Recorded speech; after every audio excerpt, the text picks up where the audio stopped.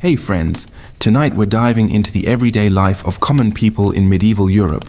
Imagine a world where every day was a mix of hard labor, simple pleasures, and strict social rules. This wasn't a time of luxury for most. It was a time of survival, routine, and community. And yet, despite the challenges, people found joy, celebration, and meaning in their lives. Life in medieval Europe, roughly between the 5th and 15th centuries, was vastly different depending on where you lived. Cities were small and bustling, with narrow streets and crowded houses. Villages were even more basic: wooden huts, thatched roofs, and smoke rising from cooking fires. People woke up with the sun and worked until it set. The backbone of society was not the king, the nobles, or the church alone. It was the farmers, craftsmen, and laborers who kept the world turning. Farmers were the lifeblood of medieval life. They plowed fields with oxen, planted grains, and harvested crops that would feed their families, and often the wealthier landowners who owned the fields. Men and women both worked hard, often side by side. Women cooked, cleaned, tended animals, and helped in the fields. Children, even at a very young age, were expected to contribute, whether by carrying water, gathering firewood, or helping with livestock. Food was simple but essential. Bread was a staple, often coarse and dark for the poor, while porridge and seasonal vegetables supplemented the diet. Meat was rare for most common folk, reserved for special occasions or feast days. Every meal was a reminder of the hard work behind it and the importance of community sharing. Preserving food was a skill everyone needed: salting meat, drying herbs, and storing grains to last through long winters. Hygiene and health were constant concerns. Bathing was rare, and disease spread easily in crowded villages and towns. People relied on herbal remedies, local healers, and traditional practices passed down through generations. Life expectancy was lower than today, but children grew up learning resilience, practical skills, and the value of helping one another. Work wasn't limited to farms. Craftsmen and artisans had their own roles. Blacksmiths, carpenters, weavers, and potters all contributed to village life. Apprentices learned from masters, often starting work as children. Markets and fairs were lively centers where goods were exchanged, news traveled, and social bonds strengthened. Bartering was common, and even simple trades required negotiation and skill. Religion permeated every aspect of life. Churches weren't just places of worship.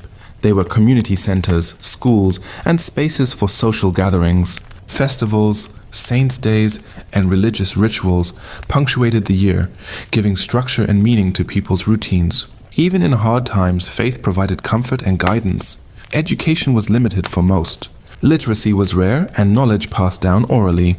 Children learned trades, family roles, and moral lessons through observation and practice. Play existed too, though it was simple. Games, storytelling, and songs helped children learn and bond with their community. Evenings brought rest, storytelling, and small celebrations.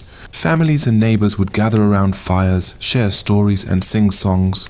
These moments reinforced community, taught lessons, and allowed people to experience joy despite daily hardships.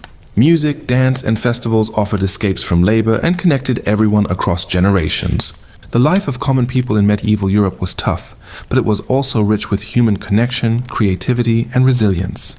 People depended on each other, learned from every season, and found ways to celebrate life even in scarcity. Understanding their world helps us see the roots of many modern practices and the enduring power of community, work ethic, and shared culture. As we move forward, we'll explore in detail the different roles people held, how they lived day to day, and what their hopes, fears, and dreams looked like.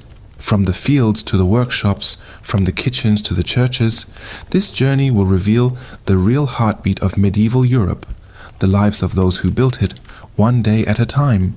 Hey friends, welcome back. In part 1, we explored the basic framework of medieval life, the villages, farms, and daily struggles of common people. Now, let's dig deeper into what made life in those times unique, the little details that shaped every day for ordinary folks. Clothing in medieval Europe wasn't about fashion, it was about survival and practicality. Peasants wore simple garments made from wool or linen, usually homemade. Men had tunics and trousers, often patched and mended many times. Women wore long dresses and aprons, sometimes layered to keep warm during harsh winters. Shoes were basic, often just leather or even straw, and many people went barefoot at home or in the fields. Colors were muted, bright dyes were expensive and mostly reserved for nobles. Clothing wasn't just protection, it reflected your social status, occupation, and sometimes your region. Work dominated life. Farmers spent most of their day tending crops or animals. Fields had to be plowed, planted, watered, and harvested, often with little mechanical help beyond oxen or simple tools. Craftsmen, like blacksmiths, carpenters, and weavers, had their workshops, usually attached to their homes or in central village streets. Children learned from a young age. Boys often followed their father's trade, while girls helped their mothers with household chores or textile work. Every member of a household had responsibilities. Health was a constant concern. Medicine was primitive. Diseases like smallpox, dysentery, and plague could spread quickly. Herbal remedies, charms, and prayers were the main treatment options. Midwives helped with childbirth, and healers were respected in their communities, though their methods were a mix of practical knowledge and superstition. Daily life required resilience. Injuries, infections, and malnutrition were common realities. Law and order were harsh and strict. Lords and village courts enforced rules, and punishments could be severe. Fines, public humiliation, or even corporal punishment were standard. People followed unwritten social norms as much as official law. Maintaining good relationships with neighbors and local authorities was essential to survive socially and economically. Food and drink shaped social and seasonal rhythms. Simple meals of bread, cheese, porridge, and vegetables were typical. Meat was scarce and considered a luxury for peasants. Ale and watered wine were common beverages, safer than untreated water in many places. Preservation was key. Salting meat, drying herbs, and storing grains for winter were essential survival skills. Kitchens were smoky, crowded, and basic, yet the act of cooking tied families together. Religion remained central to everyday life. Villagers attended church services regularly, followed feast days, and observed fasting periods. Religious festivals offered relief from work, chances to socialize, and moments of joy. Life was structured around these rituals, blending the sacred with the practical. Churches were not only spiritual centers but also gathering spots, schools, and sometimes marketplaces. Entertainment was modest but meaningful. Storytelling, singing, and simple games kept spirits high. Seasonal fairs brought music, acrobats, and traveling performers. Even the hardest working peasants found ways to celebrate life, dancing at harvest, singing by the fire, or sharing a tale passed down through generations. These moments of leisure strengthened community bonds and offered emotional relief from a demanding life. Education was scarce for commoners. Most knowledge was practical: how to farm, mend, cook, or weave. Literacy was rare, and children learned orally, absorbing lessons from parents and neighbors. Apprenticeships were common for skilled trades, ensuring that crafts survived from one generation to the next. Learning was hands-on, rooted in daily experience rather than books. Seasonal changes dictated life's rhythm. Spring and summer meant planting and tending fields. Autumn brought harvest and preparation for winter. Winter involved repair work, storytelling, and rest. Daily life intertwined with the natural world. People understood the importance of weather patterns, soil conditions, and animal behavior because survival depended on them. Community was everything. Villagers shared tools, helped each other during harvest, and protected one another from threats. Festivals, market days, and church events reinforced social cohesion. Life might have been harsh, but it was rarely solitary. People depended on neighbors and extended family for support, companionship, and survival. In summary, the life of common people in medieval Europe was a complex mix of labor, faith, community, and resilience. Every day demanded hard work, resourcefulness, and cooperation. And yet, even within these challenges, people created culture, celebrated milestones, and found meaning. As we continue to explore medieval Europe, the next part will focus on the intricate details of family life, gender roles, and social mobility, revealing how individuals navigated a world governed by hierarchy, tradition, and opportunity. Family stood at the absolute center of life for common people in medieval Europe. Living alone was almost unheard of. A single household usually included parents, children, elderly relatives, and sometimes extended family members. Work, sleep, meals, and daily routines all happened in the same shared space. Privacy, as we understand it today, did not exist. Life was communal by necessity, not by choice. Marriage was primarily a practical arrangement rather than a romantic one. For ordinary people, marriage meant survival. It combined labor, strengthened family ties, and ensured economic stability. Most people married young, often in their late teens. Decisions were frequently influenced by family needs rather than personal feelings. Love could grow over time, but it was not the foundation of marriage. Children were essential to a household's survival. High infant mortality meant families often had many children, knowing not all would survive. Those who did were expected to contribute early. Childhood was short. By the age of 6 or 7, children were already helping with daily tasks. Boys watched animals, carried tools, or learned their father's trade. Girls helped with cooking, cleaning, spinning wool, and caring for younger siblings. Discipline was strict. Life demanded obedience, endurance, and responsibility. Parents could not afford to raise children slowly or gently by modern standards. Every member of the household had to be useful. Affection existed, but survival always came first. Gender roles were clearly defined, yet deeply interconnected. Men were expected to perform heavy labor, work the fields, deal with local authorities, and provide food and income.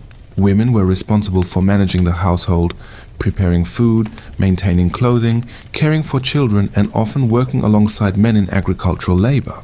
In reality, women's work was just as physically demanding and just as vital. Women's lives were closely tied to marriage and childbirth. Medical knowledge was limited, and childbirth was extremely dangerous. Many women died due to complications, infections, or repeated pregnancies. Midwives held critical roles within communities, relying on experience rather than formal education. Their knowledge often meant the difference between life and death. Despite restrictions, women were not entirely powerless. Many worked as brewers, bakers, spinners, and small-scale merchants. In towns, women sometimes ran stalls or assisted in family businesses. Widows, in particular, could gain a degree of independence, especially if they inherited land, tools, or a workshop. Social limits were strict, but daily reality allowed women more responsibility than laws alone suggest. Men also lived under heavy pressure. Their identity was tied to productivity, strength, and obedience to authority. Failing to provide food or pay dues could mean public shame or punishment. Emotional expression had little place in daily life, even though fear, loss, and uncertainty were constant companions. Social mobility was extremely limited. Medieval society was rigid and hierarchical. Most people were born into a social class and remained there for life. A farmer's child became a farmer. A craftsman's child learned the same craft. Birth determined opportunity more than ability. However, movement was not entirely impossible. Apprenticeships allowed some children to learn skilled trades. Towns offered more opportunity than villages. A successful craftsman or merchant could gain modest wealth and respect. Joining the church was one of the few paths to education and influence for the poor. Monasteries and religious institutions provided food, shelter, and learning in exchange for obedience and faith. Cities sometimes allowed people to reinvent themselves. In urban centers, identity was more connected to occupation than birth. Even so, suspicion followed outsiders, and social boundaries remained strong. Law, religion, and tradition worked together to enforce social order. Rules dictated behavior, clothing, work, and relationships. Stability mattered more than change. Society feared disruption, and anyone who challenged their assigned role risked punishment or exclusion. Still, people dreamed. Parents hoped their children might live slightly better lives. Families saved when possible. Neighbors supported one another during illness, famine, or loss. There was no formal welfare system. Survival depended entirely on human relationships. Family, gender roles, and limited social mobility shaped every decision common people made. Choices were few, but endurance was great. Their lives were not defined by kings or castles, but by labor, sacrifice, and connection.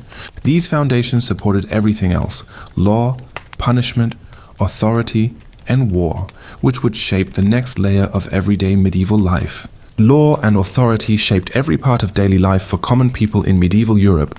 Justice was not distant or abstract. It was immediate, visible, and often harsh. Laws were created to protect order, land ownership, and power, not individual rights. Ordinary people lived under constant supervision by lords, church officials, and local courts. Most villages operated under a manorial system. The local lord controlled land, labor, and justice.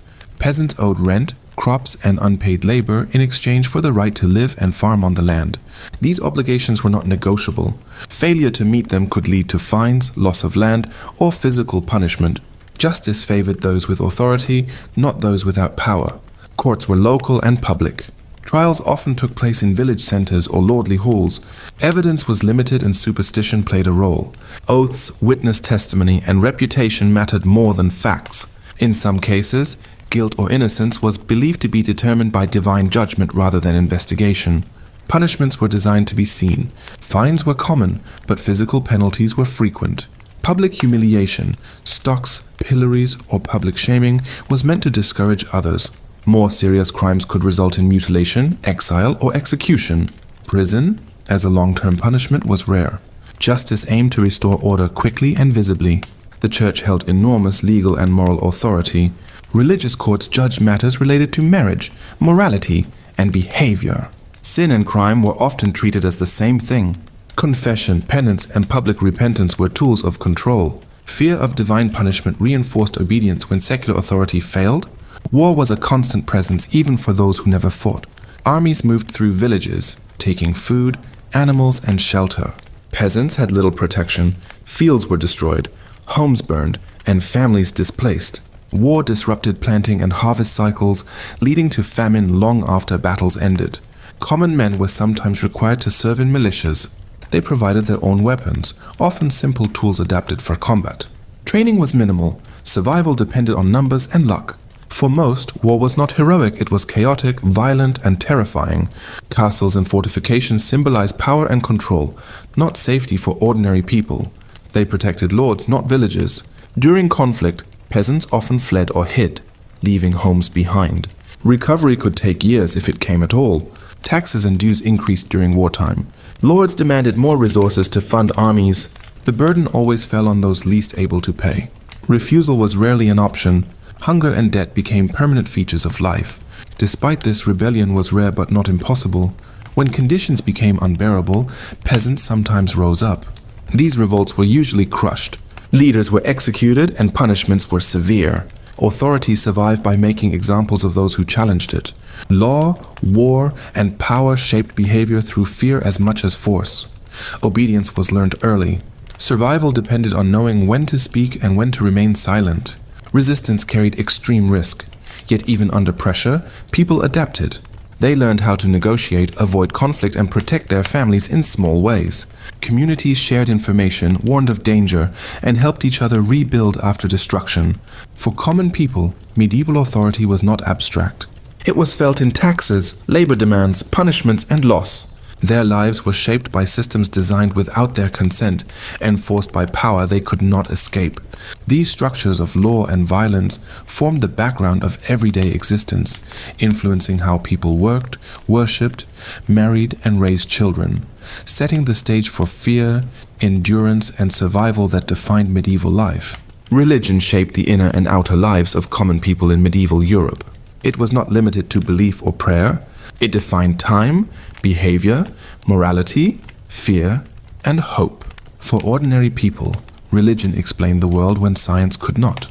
Every success, disaster, illness, and recovery was understood through a religious lens. The church was present everywhere. Even the smallest village had a church or chapel. Bells marked the hours of the day, called people to worship, and announced death, danger, or celebration. Life followed the religious calendar. Weeks, seasons, and entire years were organized around holy days, fasts, and festivals.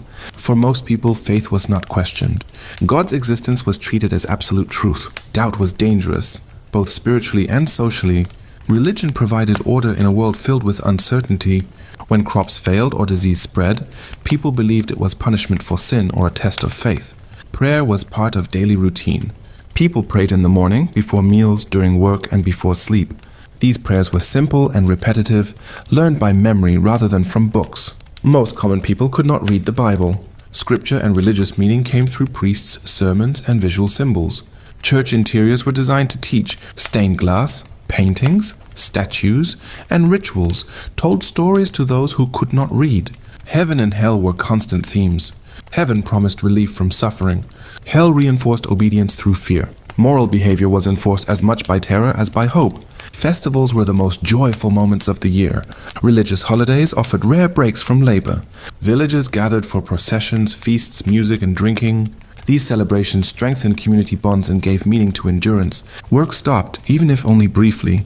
Pilgrimages offered escape and purpose. Some people traveled long distances to holy sites, seeking healing, forgiveness, or meaning. For a peasant, a pilgrimage might be the only time they ever left their region. These journeys were dangerous, exhausting, and deeply spiritual. The church also controlled life's major events. Birth, marriage, and death were all religious acts. Baptism welcomed a child into the community. Marriage required church approval. Burial rituals determined a soul's fate. Being denied these rites was a form of social death. Clergy held power over daily behavior. Priests advised, judged, and sometimes punished.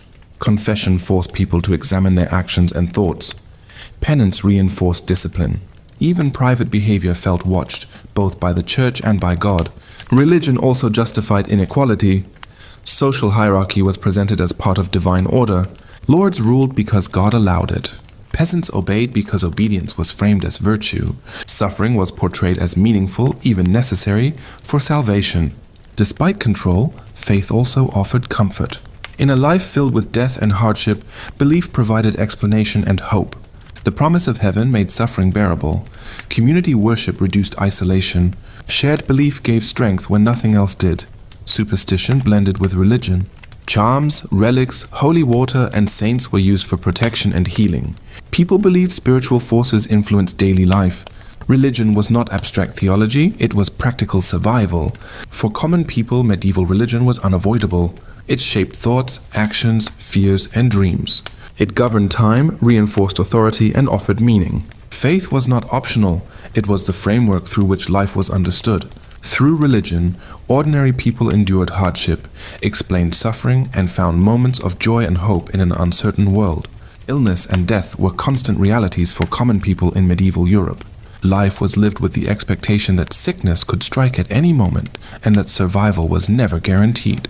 Without modern medicine, even minor injuries could become fatal.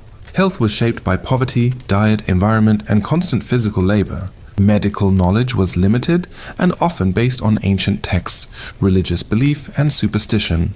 Disease was believed to be caused by imbalances in the body, bad air, or divine punishment. Treatments aimed to restore balance rather than cure illness. Bloodletting, herbal mixtures, and prayer were common responses to sickness. Most healing took place at home. Families relied on remedies passed down through generations. Herbs, roots, and plants were used for pain, fever, and infection. Healers and wise women played important roles in communities, though their knowledge was informal. Their success depended more on experience than theory. Doctors existed mainly in cities and served the wealthy. Common people rarely saw trained physicians. Even when available, treatment was expensive and often ineffective. Hospitals, where they existed, were more like shelters than medical centers.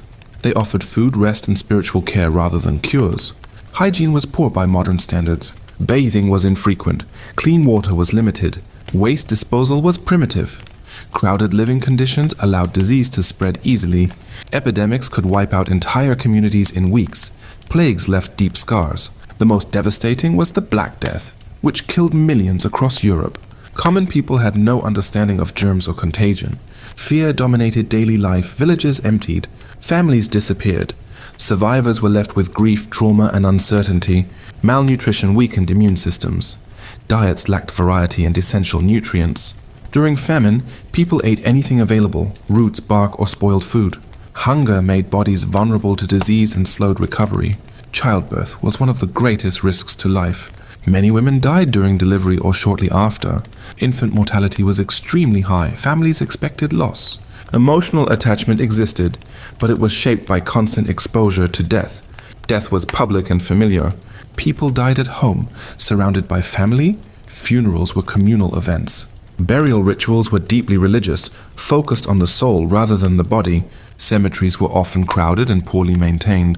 Fear of dying without proper religious rites was strong. Confession before death mattered deeply. The afterlife felt closer than the future. Death was not hidden, it was part of daily existence. Despite this, people did not live in constant despair. They adapted, they accepted risk as normal. Community support helped families survive illness and loss. Neighbors cared for the sick when possible. Shared suffering strengthened social bonds. Illness and death shaped attitudes toward time, faith, and relationships. Life was fragile, so moments of health, celebration, and connection mattered deeply. Survival itself was an achievement. For common people, health was not about longevity, but endurance. They lived knowing death was near, yet continued to work, love, and hope within the limits of their world. Work defined identity for common people in medieval Europe. A person was known by what they did, not by personal ambition or self-expression. Survival depended on labor, and labor filled nearly every waking hour. Idleness was feared and condemned, both socially and religiously. Most work followed the rhythm of the seasons. Agricultural labor dominated life. Spring meant plowing and planting. Summer brought long days of tending fields and repairing tools. Autumn was consumed by harvest, the most critical moment of the year. Winter slowed outdoor work but never stopped labor entirely. Tools were repaired, animals cared for, and food preserved. Every season carried its own pressures and risks. Farming relied on human and animal strength. Tools were simple and physically demanding. A poor harvest could mean starvation. Weather controlled everything, yet could not be controlled.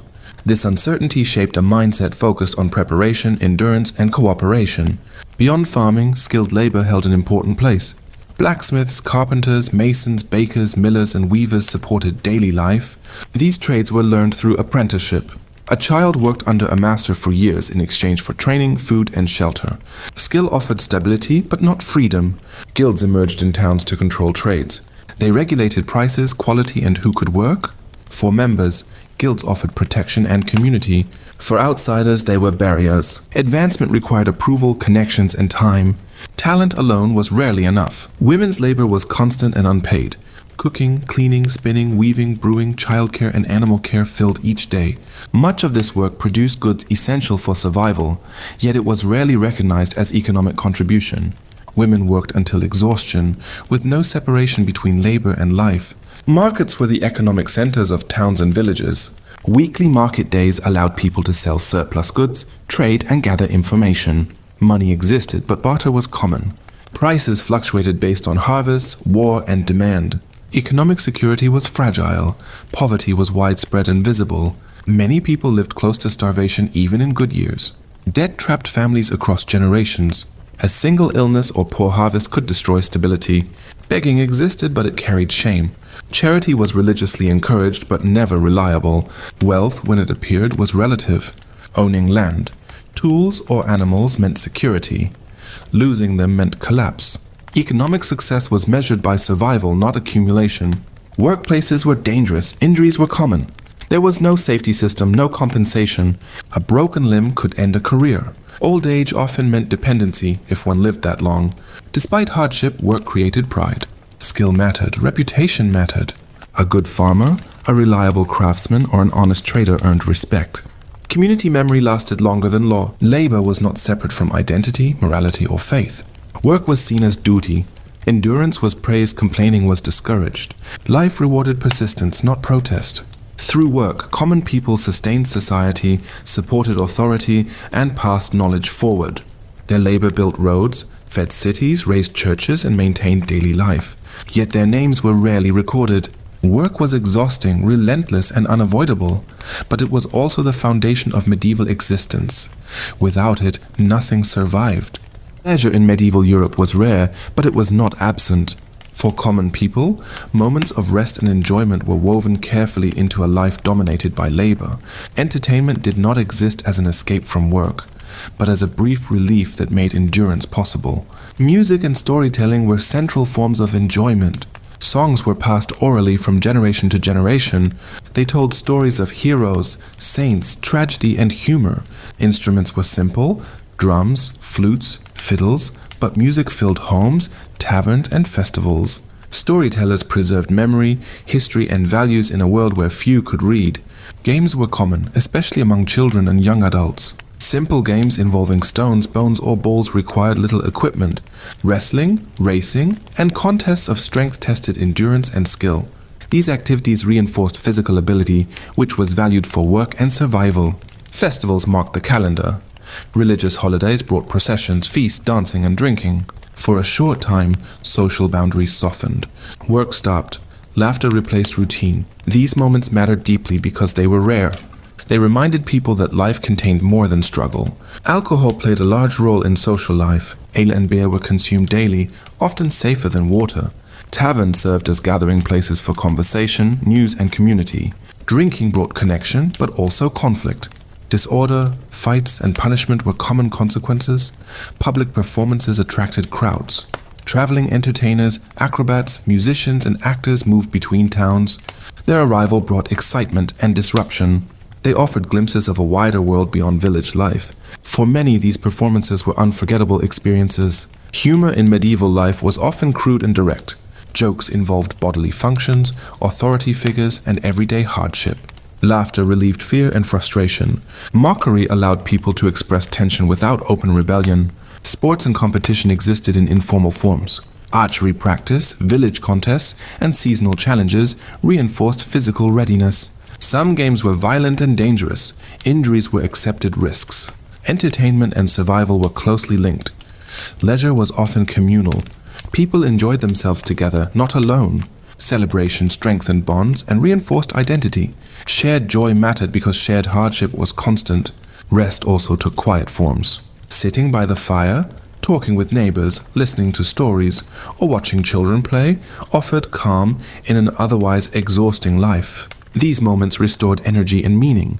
Leisure did not challenge authority. It was tolerated because it released pressure. Festivals and entertainment were temporary. Normal order always returned. For common people, joy was brief but powerful. Entertainment did not promise escape, it offered balance. It allowed people to endure another season of work, loss, and uncertainty. These moments of laughter, music, and celebration reveal that medieval life was not only defined by suffering, but also by the human need for connection, expression, and relief. Aging carried little comfort for common people in medieval Europe. Growing old was not a stage of rest or security. It was a gradual loss of strength in a world where strength meant survival. Those who lived long enough to age depended almost entirely on family and community. There was no concept of retirement. Work continued as long as the body allowed it. Older men and women shifted to lighter tasks when possible, watching children, mending tools, sorting grain, offering advice, but they were never free from responsibility. To stop working completely was to become a burden, something deeply feared. Old age brought vulnerability, injury healed slowly. Illness lingered.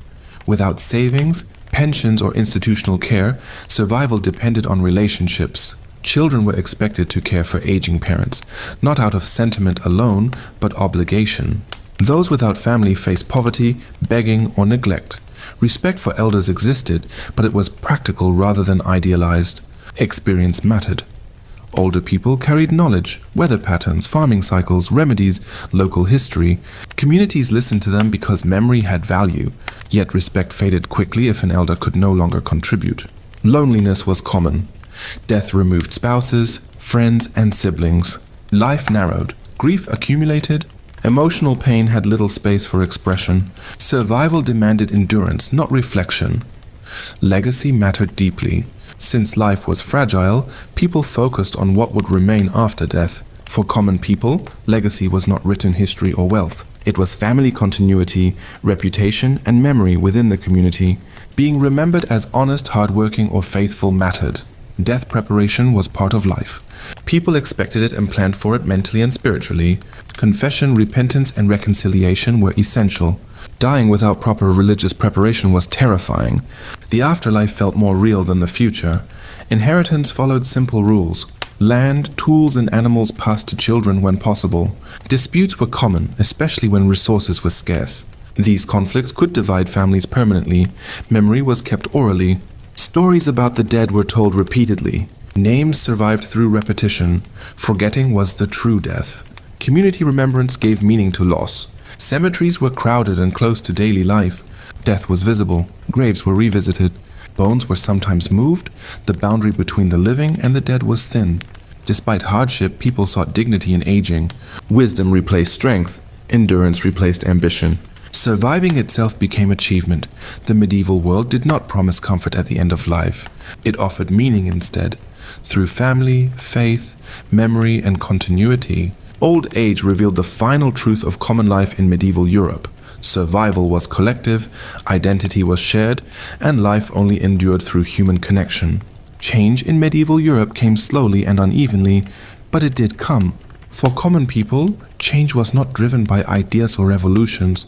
It arrived through disruption, famine, disease, war, population shifts, and economic pressure. These forces altered daily life long before people understood what was happening.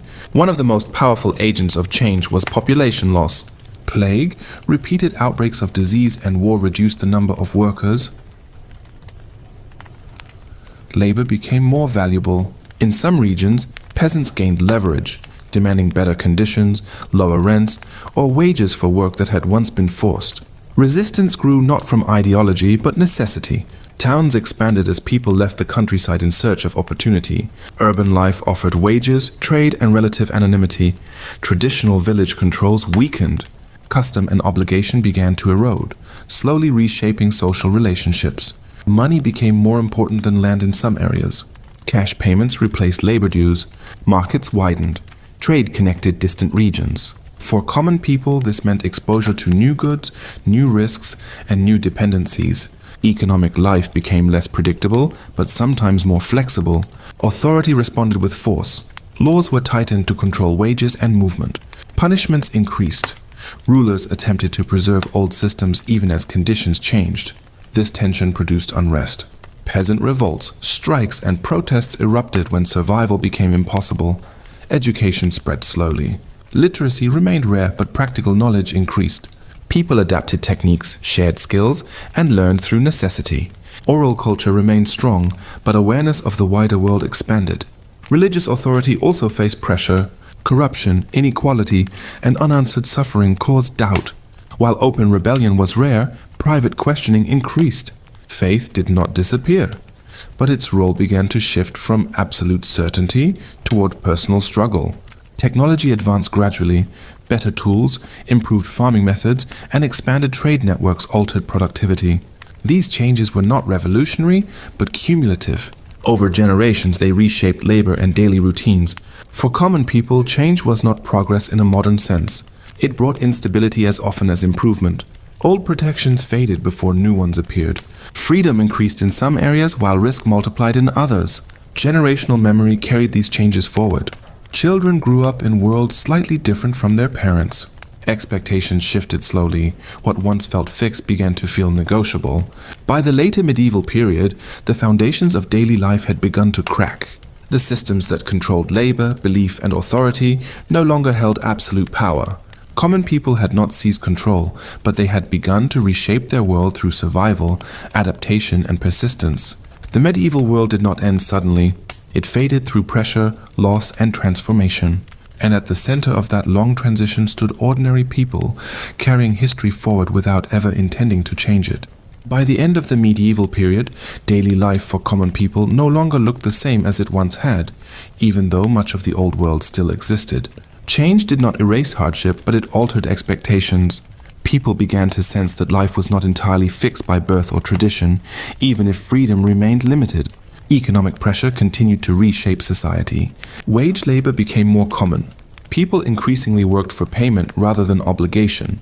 This shift weakened personal dependence on lords and strengthened individual negotiation, even among the poor. Work was still exhausting, but control over labor slowly changed. Rural communities began to lose their isolation, trade routes expanded, and information traveled faster through merchants, pilgrims, and seasonal workers. News of distant events reached villages that once felt cut off from the wider world. Awareness itself became a form of change. Urban life continued to grow. Towns attracted those willing to risk instability for opportunity. Life in cities was harsh, crowded, and dangerous, but it allowed more social movement than village life. Identity became more flexible. Occupation mattered more than origin. Authority adapted but did not disappear.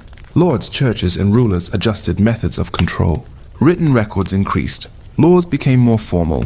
Punishment remained severe, but systems became more centralized. Power shifted shape rather than vanishing. Religion remained deeply rooted, but its grip on daily explanation weakened. People still believed, still prayed, still feared divine judgment. Yet suffering no longer always felt justified. Doubt grew quietly, not openly. Faith became more personal, less absolute. Family structures changed subtly. Smaller households became more common in some regions. Mobility weakened extended family networks. Individuals relied more on wages than kinship. Support systems became fragile but adaptable. Memory of disaster shaped attitudes. Plague, famine, and war left lasting psychological marks. Survival was no longer assumed. People planned cautiously. Risk became familiar. Resilience became learned behavior. Common people did not think of themselves as living at the edge of a historical shift. They simply responded to pressure. Their choices were practical, not ideological. Yet those choices slowly reshaped the world. The medieval period faded not through collapse, but through accumulation of change. Old systems lost certainty. New systems formed unevenly. Life remained difficult, but possibilities expanded. What defined common people throughout this transition was continuity. They worked, raised families, believed, endured, and adapted. History moved through them, not over them. Their lives were not written in chronicles or recorded in law, but they carried the weight of transformation. Through survival alone, they bridged the medieval world and what came after. When looking back at medieval Europe through the lives of common people, what becomes clear is not only how different their world was, but how familiar their struggles remain.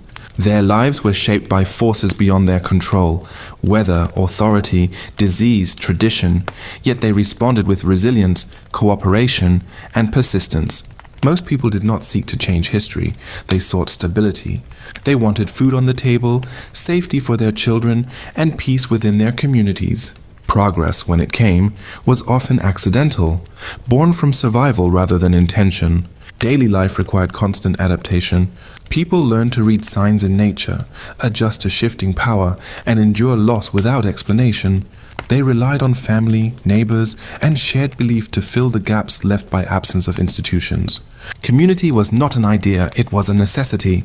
The medieval world placed limits on freedom, movement, and opportunity. Yet within those limits, people built meaning. Work gave structure, faith offered explanation, tradition provided identity. Even joy, though brief, had depth because it was rare. Suffering was common, but it was not the only story. There was laughter at festivals, comfort in shared meals, pride in skilled labor, and hope invested in children. These moments did not erase hardship, but they made life bearable. Authority shaped behavior through fear and obligation, yet it never fully controlled the inner lives of people. Belief, doubt, loyalty, and resistance existed quietly. The human spirit adjusted where it could not rebel. Change arrived slowly, unevenly, and often painfully. The medieval period did not end in a single moment. It dissolved through pressure and adaptation. Common people carried this transition forward, one generation at a time. Their legacy is not found in monuments or royal records. It lives in patterns of work, family, belief, and survival that shape the modern world. Many systems today, labor, community, tradition, trace their roots to these lives. Understanding medieval common people is not about pity or nostalgia. It is about recognizing endurance. Their world was harsh, but it was human. Their choices were limited, but their impact was lasting.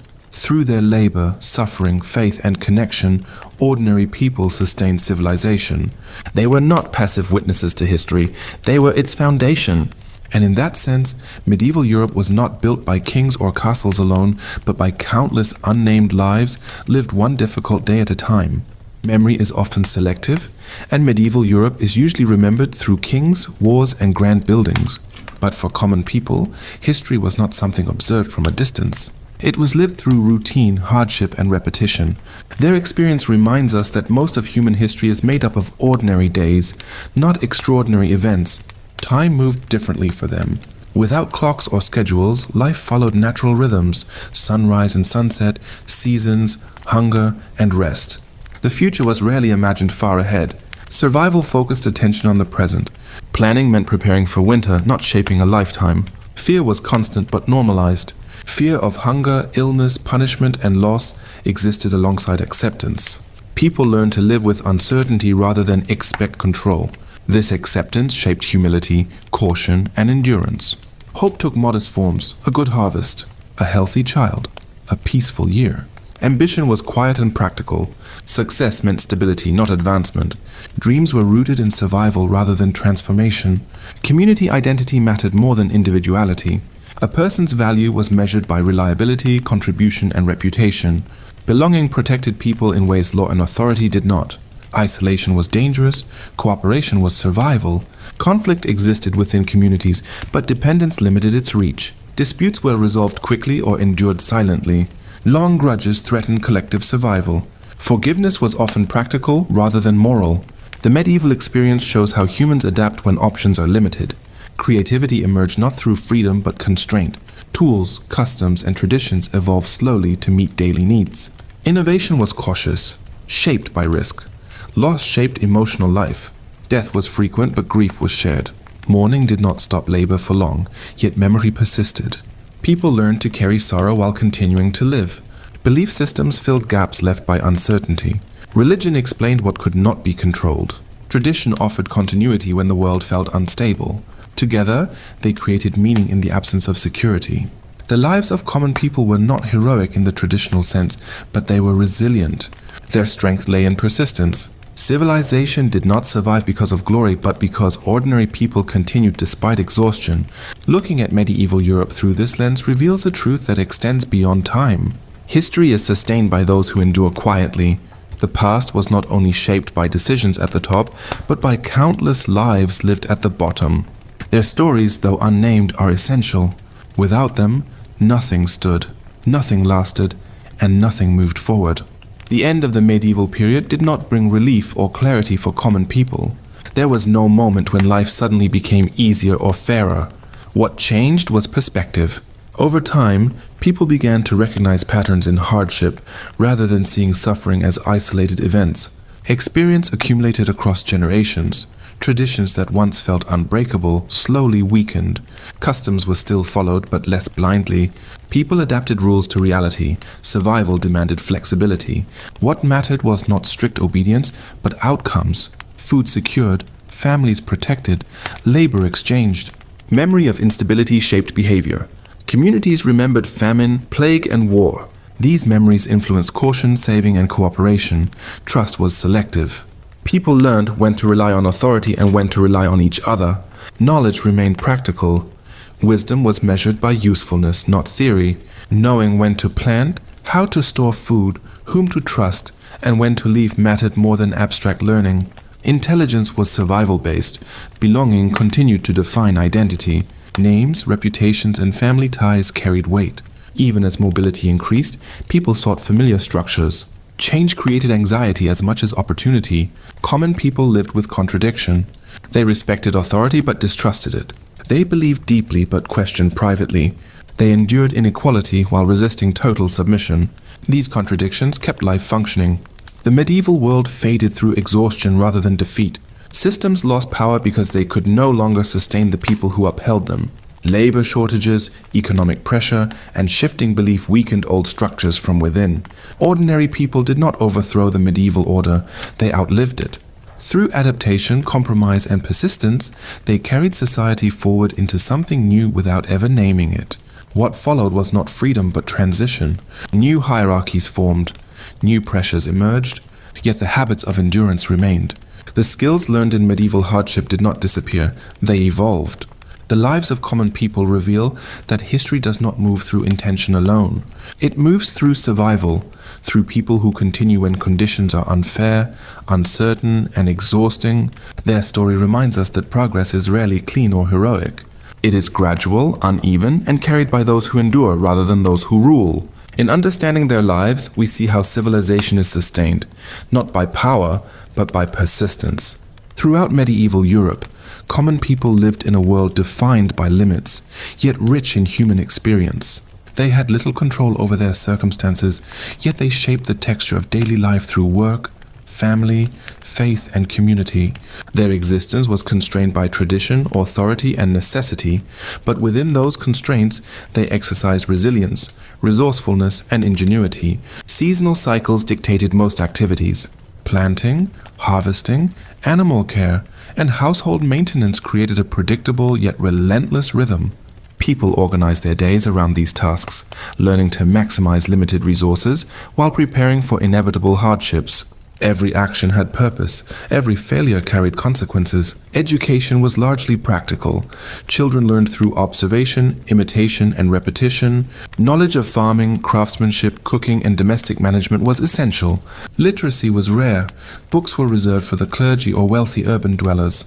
Instead, memory, oral storytelling, and hands-on learning preserved and transmitted culture. Social structure framed behavior constantly. From birth, individuals knew their place. Peasants, artisans, and laborers lived within established hierarchies. Obedience, reputation, and compliance were essential to survival. Authority, from lords, local officials, or clergy, was pervasive and enforced through law, custom, and fear. Yet within these rigid structures, human agency persisted. People negotiated rents, managed households, organized labor, and maintained networks of mutual aid. Choices were small, but they mattered. Adaptation, cooperation, and local knowledge enabled survival. Everyday life was both constrained and dynamic. Faith was deeply embedded in consciousness. Religious rituals, moral instruction, and community observances structured time and provided meaning. Belief offered explanation for suffering and hope for relief. The church influenced moral, social, and political life, but common people also integrated personal interpretation, superstition, and practical spirituality into daily routines. Conflict, disease, and death were constants. Epidemics, famine, and violence disrupted life regularly. Families faced mortality early and frequently. Communities absorbed these losses collectively. Mourning, memory, and ritual maintained social cohesion and provided emotional outlets within a harsh world. Leisure was brief and communal. Festivals, music, games, and storytelling offered temporary relief from labor.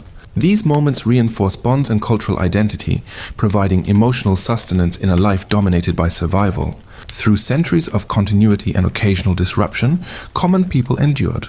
They were not remembered in chronicles, but their labor, resilience, and adaptation formed the backbone of medieval society.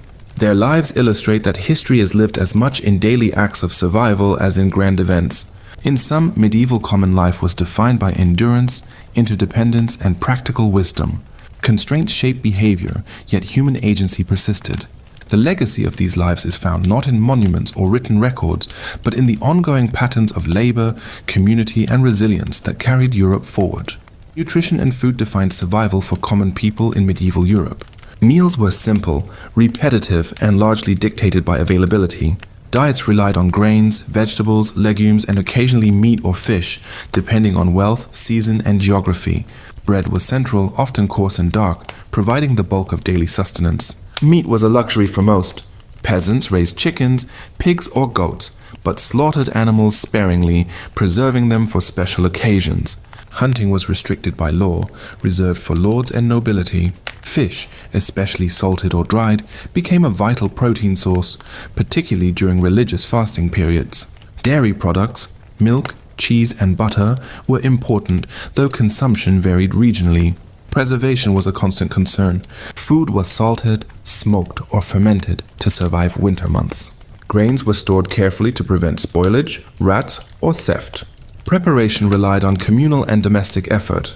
Women and children processed grain, cooked meals, and maintained hearths. Cooking techniques were basic: boiling, roasting over fire, or baking in communal ovens. Spices were rare and expensive, often reserved for the wealthy, while herbs from gardens added flavor and medicinal benefit.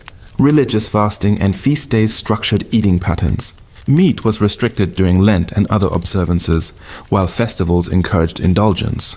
These cycles influenced health, nutrition, and community rhythm. Hunger was common. Bad harvests, famine, and economic pressure meant people often ate less than necessary. Malnutrition contributed to vulnerability to disease and reduced labor capacity. Meals were pragmatic, enough to sustain work, not enjoyment. Drinking water was often unsafe. Beer and weak ale were safer alternatives. These beverages provided calories and hydration, but also shaped social and cultural life. Taverns and communal drinking spaces offered limited leisure and exchange of news. The act of eating was social. Families, neighbors, and workers shared meals, reinforcing bonds and cooperation. Food scarcity heightened the value of community support and mutual aid. Despite monotony and scarcity, people developed knowledge of seasonal foods, preservation techniques, and local resources. Culinary adaptation was a survival skill, learned and transmitted within families. Nutrition shaped every aspect of life: strength for labor, resilience against disease, and capacity to endure hardship. Food was not merely sustenance, it was survival strategy, social glue, and a reflection of status, environment, and cultural norms. The daily struggle to eat, preserve, and share food defined experience for common people, creating routines and knowledge that endured through generations, forming the backbone of medieval survival. Housing and shelter were central to survival for common people in medieval Europe. Homes were simple, functional, and designed to meet basic needs rather than comfort or aesthetics. Most peasants lived in 1 or 2 room cottages, constructed from readily available materials such as wood, wattle and daub, or stone. Roofs were thatched, providing insulation against wind and rain but requiring frequent repair. Interior space was minimal. Families, often extended, slept, ate, and worked in the same room. Privacy was nearly non-existent. Hearths provided warmth, light, and a place for cooking. Smoke escaped through openings in the roof, filling homes with soot, but fireplaces were rare and expensive. Floors were earthen or covered with straw, which also served as bedding. Furniture was basic and multi-purpose: benches, stools, and rough tables. Storage was limited to chests or shelves for tools, clothing, and food. Belongings were scarce. People owned only what was essential for survival. Clothing doubled as bedding or insulation. Villages were organized for efficiency and defense. Homes clustered near the lord's manor, church, or central fields. Streets were unpaved, muddy, and narrow. Livestock often shared space with people, particularly at night, increasing warmth and reducing theft, but adding odor and disease risk. Hygiene was limited. Bathing was infrequent, often confined to annual or seasonal events. Water for drinking and washing came from wells, streams, or rain collection. Waste disposal was rudimentary. Refuse was thrown into streets or pits, attracting pests and spreading disease. Housing reflected social hierarchy. Wealthier villagers, minor officials, or skilled craftsmen could afford larger, sturdier homes with multiple rooms, better materials, and occasionally a private oven or garden. These homes offered greater comfort, but were still vulnerable to fire, flooding, and theft.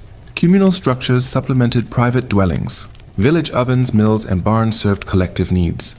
Churches acted as centers of both spiritual and social life, hosting meetings, festivals, and markets. Homes were not only shelters but workplaces. Domestic production, spinning, weaving, food processing occurred inside or adjacent to living spaces. Work and life were inseparable, and houses were hubs of labor, storage, and social interaction. The condition of housing directly influenced health, productivity, and safety. Poor shelter increased exposure to cold, damp, and disease, while stronger construction offered relative security. Despite simplicity, homes were adapted to local conditions and community needs, reflecting ingenuity and resilience. For common people, housing was more than a roof, it was survival, family cohesion, and continuity. Their cottages formed the backbone of medieval villages, sustaining labor, life, and social structure in an often harsh and unpredictable world. Clothing in medieval Europe was a reflection of survival, status, and local resources rather than fashion. Common people wore garments designed for practicality, durability, and warmth, using materials they could produce or afford. Wool and linen were the primary fabrics, supplemented by animal hides when available. Men typically wore tunics, often knee-length, belted at the waist, with hose or leggings for leg protection.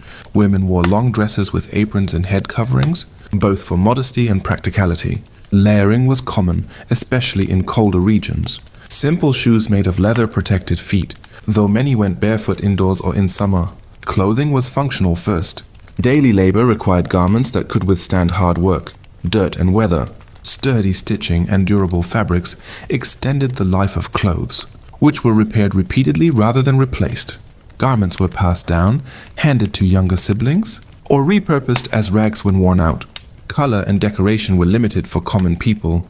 Natural dyes created muted tones, browns, grays, and off-whites. Bright colors and intricate embroidery were reserved for wealthier individuals, clergy, or festive occasions. Even small touches, such as a dyed sash or decorative stitching, marked modest pride or aspiration. Headwear served practical and social purposes. Women's veils protected hair from dirt and insects, while men wore coifs or simple hats for warmth and modesty. Clothing indicated gender, Marital status and age in subtle ways, helping communities recognize social roles immediately. Children's clothing mirrored adult styles but was scaled for size. As soon as they were able, children participated in work, so garments had to allow movement and durability. Infants were swaddled, a practice combining warmth, comfort, and tradition. Clothing was closely tied to labor and environment. Waterproof cloaks, woolen layers, and sturdy boots protected against rain, snow, and cold winds. Seasonal adjustments were crucial, as extreme weather could threaten survival. The church influenced clothing through modesty rules. Excessive display or revealing attire was frowned upon, particularly for women. Festivals and religious observances sometimes allowed brighter clothing or special garments, creating contrast to everyday dullness. Repair and reuse were essential. Patching, darning, and even combining old garments extended utility. Household members learned sewing skills early, and skill in maintaining clothing contributed directly to survival. For common people, clothing was neither trivial nor purely decorative. It was survival, identity, and social communication. The materials cut and maintenance of garments reflected labor, resourcefulness, and resilience. Through clothing, ordinary medieval people navigated weather, work, and community expectations, sustaining themselves physically and socially in a demanding world. Health and illness shaped every aspect of life for common people in medieval Europe. Medical knowledge was limited, fragmented, and often mixed with superstition, religion, and traditional remedies. Survival depended less on cure and more on endurance. Doctors were rare and expensive. Most people relied on local healers, midwives, or family knowledge passed down through generations. Treatments were based on herbal medicine, bloodletting, prayer, and ritual. Some remedies offered real relief. Many did nothing. Others caused harm. Understanding of anatomy and disease was minimal. Illness was constant. Infections, parasites, malnutrition, and chronic pain were part of daily existence. Minor injuries could become fatal. Cuts, burns, or broken bones often led to infection. Without antibiotics or proper sanitation, recovery was uncertain. Epidemics devastated communities. Plague, smallpox, dysentery, and influenza outbreaks could erase entire villages. Fear spread faster than disease. People isolated the sick when possible, but knowledge of transmission was limited. Death was sudden and overwhelming. Child mortality was extremely high. Many children did not survive infancy or early childhood. This shaped emotional life. Parents loved deeply but guarded against attachment, knowing loss was likely. Grief was frequent and often silent. Women faced particular health risks. Pregnancy and childbirth were dangerous. Many women died during labor or from postnatal infections. Midwives provided care using experience rather than formal training. Survival depended on luck as much as skill. Mental health was not recognized as a separate concept. Trauma, grief, anxiety, and depression were common but unnamed. People expressed emotional pain through faith, withdrawal, or physical symptoms. Endurance was expected. Vulnerability had little space. Cleanliness was limited by infrastructure. Water sources were often contaminated. Waste disposal was crude. Poor hygiene contributed to disease. Yet people understood cleanliness within the limits of their environment. Religious belief framed illness. Disease was often seen as punishment, test, or divine will. Prayer, confession, and pilgrimage were used alongside physical remedies. Faith provided meaning when cure was impossible. Despite constant sickness, people developed resilience. Communities supported the ill when they could. Care was informal, shared among family and neighbors. Compassion existed even in scarcity. Health for common people was not about wellness or longevity. It was about surviving long enough to work, raise children, and endure another season. Illness was not an interruption of life. It was part of life itself. Their endurance in the face of constant physical vulnerability reveals the harsh reality of medieval existence and the quiet strength required to live within it. Work defined identity for common people in medieval Europe. Survival depended on labor, and labor shaped every aspect of daily life. From childhood to old age, people worked not for fulfillment or advancement, but to endure. Most common people were tied to agriculture. Farming demanded constant effort: plowing, sowing, weeding, harvesting, storing, repairing tools, and tending animals. The work was seasonal but relentless. A single failure could mean hunger or death. Weather controlled outcomes more than effort. Beyond farming, skilled labor sustained communities. Blacksmiths, carpenters, weavers, millers, and bakers performed essential roles. These crafts required years of apprenticeship and practical knowledge. Skill brought modest respect and relative stability, but not wealth. Women worked as constantly as men. In addition to field labor, women managed households, prepared food, cared for children, processed textiles, and assisted in agriculture or trade. Their labor was essential, but rarely acknowledged formally. Children began working early. Tasks matched age and strength, herding animals, gathering wood, carrying water, helping in workshops. Childhood was short. Contribution mattered more than education or leisure. Labor was often controlled by obligation. Many peasants owed workdays to lords in exchange for land use.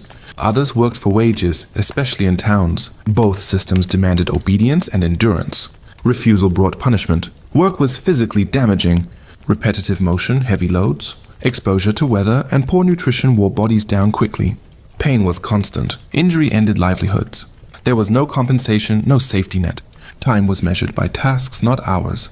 Work began at dawn and ended at dusk. Rest followed necessity, not schedule. Religious holidays offered breaks, but survival always resumed. Despite hardship, work carried meaning. Skill, reliability, and effort shaped reputation. Being known as hardworking was essential to belonging. Labor was identity. Collective labor reinforced community. Harvests, construction, and repair required cooperation. Shared effort created bonds, reduced risk, and ensured survival. Work for common people was not a choice. It was existence itself. Through labor, they sustained families, communities, and the entire medieval world. Their work built roads, fed cities, forged tools, and maintained order. Yet their names were rarely recorded. History rests on their labor, unseen but indispensable. Violence was an ever-present reality in the lives of common people in medieval Europe, even when they were not soldiers or warriors. War, punishment, and everyday brutality shaped behavior and reinforced authority. Wars were frequent, but common people rarely chose them. Armies passed through villages, consuming food, destroying fields, and taking livestock. Peasants suffered most during conflicts, regardless of which side claimed victory. Survival meant hiding supplies, fleeing temporarily, or submitting. Conscription and forced service pulled men away from families and fields. Many never returned. Those who did came back injured, traumatized, or changed. War offered no honor for common people, only loss. Local violence was just as damaging. Lords enforced control through fear. Punishments were public and harsh. Flogging, mutilation, imprisonment, or execution. Justice aimed to deter, not to rehabilitate. Public punishment reinforced social order and obedience. Crime existed largely from desperation. Theft of food, tools, or animals was common during hardship. Punishment for theft was severe, often worse than the crime itself. Mercy was rare. Domestic violence was largely unregulated. Authority inside the household rested with men. Women and children had limited protection. Abuse was often tolerated unless it disrupted community stability. Feuds and disputes occurred between families or villages. Most were resolved quickly, as prolonged conflict threatened survival. Mediation by elders, clergy, or lords aimed to restore order rather than justice. Fear shaped behavior. People avoided drawing attention. Obedience was a survival strategy. Silence protected life. Religious belief justified violence when framed as divine will or lawful authority. At the same time, religion also offered restraint, preaching peace, forgiveness, and order. This contradiction defined medieval morality. Despite constant threat, communities developed informal protections, collective response to danger, shared warnings, and mutual defense offered limited security. Violence was not constant chaos, but a controlled presence. It reminded people of their position and reinforced boundaries. For common people, peace was fragile and temporary. Living with violence required emotional restraint. Grief, anger, and fear were absorbed into daily life. Survival demanded adaptation, not resistance. The medieval world was maintained not only by labor and belief, but by force. Common people lived under its shadow, navigating danger with caution, endurance, and silence. Law and justice shaped daily life for common people in medieval Europe, not as protection but as control. Legal systems existed primarily to preserve order, property, and authority. Fairness was secondary to stability. Most people had little access to formal courts. Justice was local, immediate, and often arbitrary. Lords, village officials, or church authorities decided disputes. Outcomes depended more on status, reputation, and power than evidence. Punishments were public and severe. Fines, flogging, stocks, mutilation, and execution were used to deter others. Shame was a tool. Justice aimed to be seen, not questioned. Mercy was rare and unpredictable. Laws protected property and hierarchy. Crimes against lords, church, or land were punished more harshly than violence against common people. Stealing grain could cost a hand. Killing a peasant might cost a fine. Trials relied on confession, witnesses, or superstition. Oaths sworn before God carried weight. In some cases, ordeal, fire, water, or combat determined guilt. Survival was seen as divine judgment. Women faced unequal justice. Their testimony carried less value. Punishments were often harsher or morally framed. Protection under law was minimal, especially for poor women. Custom mattered as much as written law. Villages followed traditions passed down for generations. Breaking custom could bring punishment even if no written rule existed. Social pressure enforced behavior as strongly as law. Church courts governed moral behavior. Marriage, sexuality, heresy. These courts shaped private life deeply. Sin and crime blurred. Confession and penance replaced imprisonment. Fear of law shaped obedience. People learned what not to do. Silence and compliance reduced risk. Challenging authority was dangerous. Despite harshness, law offered limited stability. Predictability mattered. Even unfair rules created order. For common people, chaos was worse than injustice. Justice was not about right, it was about control. Yet within its limits, people learned how to survive. By reputation, alliances, and caution, the medieval legal world taught one lesson clearly. Religion was the central framework through which common people in medieval Europe understood the world. It shaped time, morality, fear, hope, and meaning. Faith was not separate from daily life. It was woven into every action and decision. The church structured the calendar. Feast days, fasts, saints' days, and holy seasons organized work, rest, and celebration. Time itself felt sacred. Ordinary labor paused for religious observance, creating rhythm and shared identity within communities. Belief explained what could not be controlled. Disease, famine, natural disasters, and death were understood as divine will, punishment, or testing. This interpretation did not remove suffering, but it gave it meaning. Meaning made endurance possible. Church buildings dominated villages physically and symbolically. They were places of worship, gathering, refuge, and record. Baptisms, marriages, and burials marked life's passage. To exist outside the church was to exist outside society. Clergy held authority over moral behavior. Sermons instructed people on obedience, humility, and sin. Fear of hell was real and constant. Salvation mattered more than comfort or justice in life. Eternal consequences shaped daily choices. For common people, religion was also practical. Saints were prayed to for specific needs, good harvests, healing, protection, childbirth, relics, pilgrimages, charms. And rituals blended official doctrine with local tradition and superstition. Women often carried religious practice within the household. Prayer, ritual observance, and moral instruction passed through mothers and grandmothers. Faith was taught through repetition rather than scripture. Doubt existed but remained private. Open questioning was dangerous. Heresy brought punishment or death. Yet personal struggle with belief was common, especially in times of repeated suffering. The church offered both comfort and control. Charity, care for the poor, and communal rituals provided support. At the same time, religious authority reinforced hierarchy and obedience. Submission was framed as virtue, confession was central. It allowed emotional release and moral reset. Guilt was constant, but forgiveness was accessible through ritual. This cycle stabilized emotional life in a harsh world. Religion shaped identity deeply. People did not ask whether they believed, they asked whether they were faithful enough. Faith was survival of the soul, just as labor was survival of the body. For common people, religion did not eliminate fear. It organized it. It turned uncertainty into structure and suffering into purpose. In a world with little control, belief offered the strongest form of order available. Education and knowledge among common people in medieval Europe was shaped by necessity rather than curiosity. Learning existed, but it was practical, informal, and rarely written. Survival determined what mattered to know. Formal education was almost entirely controlled by the church. Monasteries and cathedral schools taught reading and writing, but access was limited to clergy and a small elite. Most common people remained illiterate throughout their lives. Written words belonged to authority, not to daily life. Knowledge passed orally. Parents taught children through demonstration and repetition. Farming techniques, animal care, food preservation, craft skills, and social rules were learned by watching and doing. Memory replaced books. Experience replaced theory. Wisdom was judged by usefulness. Knowing when to plant, how to read weather signs, which herbs ease pain, or how to avoid conflict mattered more than abstract ideas. Intelligence was measured by survival outcomes. Stories played a major role. Folk tales, religious stories, and local legends carried moral lessons and shared memory.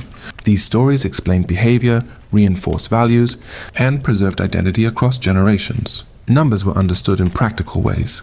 People counted animals, measured grain, tracked debts, and negotiated labor.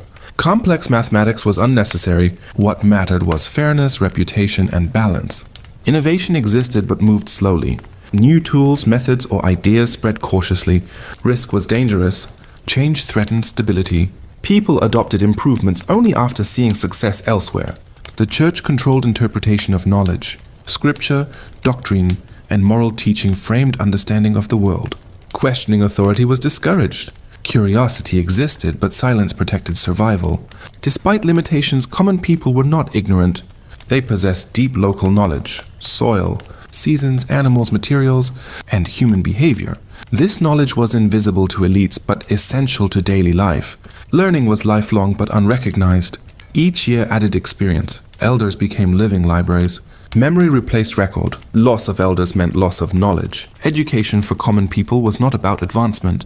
It was about continuity. Knowledge existed to keep life going, not to change it. Through practical learning and shared memory, ordinary people sustained medieval society. Their intelligence was adaptive, grounded and resilient, shaped by necessity and carried forward through generations, without ever being written down. Community was the strongest form of security available to common people in medieval Europe. In a world with little institutional protection, survival depended on collective life. Isolation was dangerous. Belonging was protection. Villages functioned as interdependent units. Labor, food production, defense, and care were shared responsibilities. Neighbors worked fields together, repaired homes collectively, and responded as a group to crisis. Cooperation reduced risk and spread burden. Reputation mattered deeply. Trust determined access to help. Those known as reliable, honest, and hardworking received support in times of need. Those who broke norms faced exclusion, gossip, or neglect. Social judgment enforced behavior as strongly as law. Mutual aid was informal but essential. Families shared food during shortages, helped rebuild after fire or storm, and cared for the sick when possible. These acts were not charity in a modern sense. They were investments in survival. Helping others increased the chance of being helped later. Conflict existed, but resolution was necessary. Long disputes threatened group stability. Elders, clergy, or local leaders mediated disagreements. Peace mattered more than fairness. Harmony preserved survival. Festivals and rituals reinforced bonds. Shared meals, music, dance, and religious observance created emotional connection. These moments of collective joy balanced hardship and reminded people they were not alone. Social roles were clearly defined. Everyone knew expectations based on age, gender, and status. These roles limited freedom but reduced uncertainty. Predictability made life manageable. Outsiders were treated cautiously. Strangers represented risk, competition for resources, disease, or disruption. Hospitality existed, but trust was slow. Belonging had to be earned. Community memory shaped identity. Stories of past hardship, success, and loss guided behavior. Shared history created unity and warned against repeating mistakes. Care for the vulnerable was limited but present. Orphans, widows, and the elderly relied on extended family or communal responsibility. Support was fragile but real. Community life demanded conformity, but it also offered meaning. Individual desire mattered less than collective survival.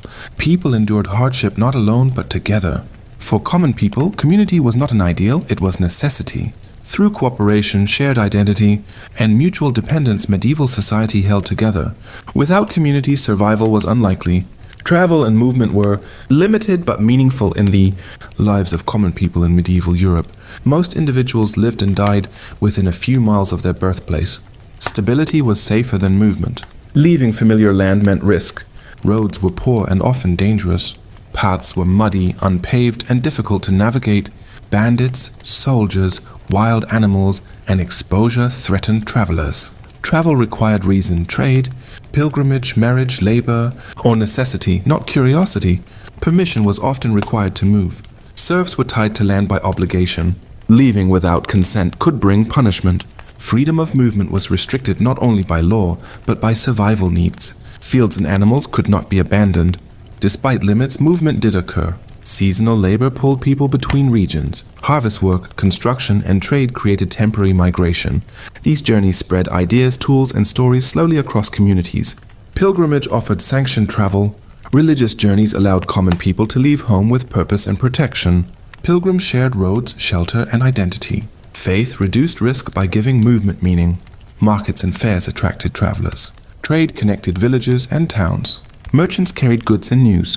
Through them, common people learned of distant wars, disasters, and opportunities.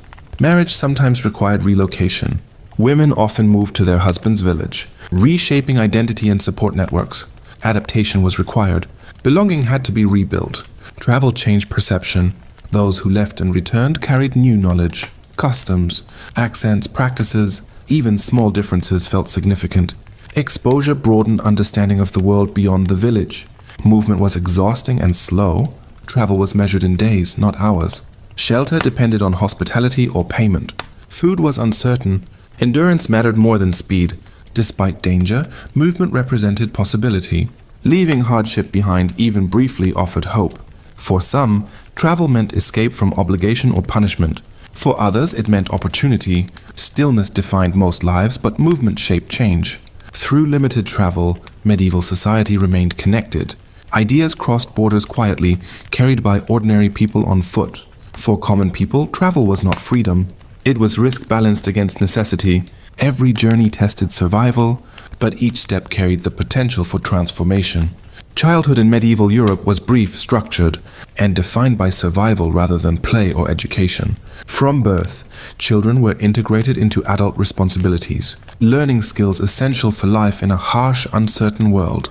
Infancy was precarious. High infant mortality meant parents loved cautiously, knowing loss was likely.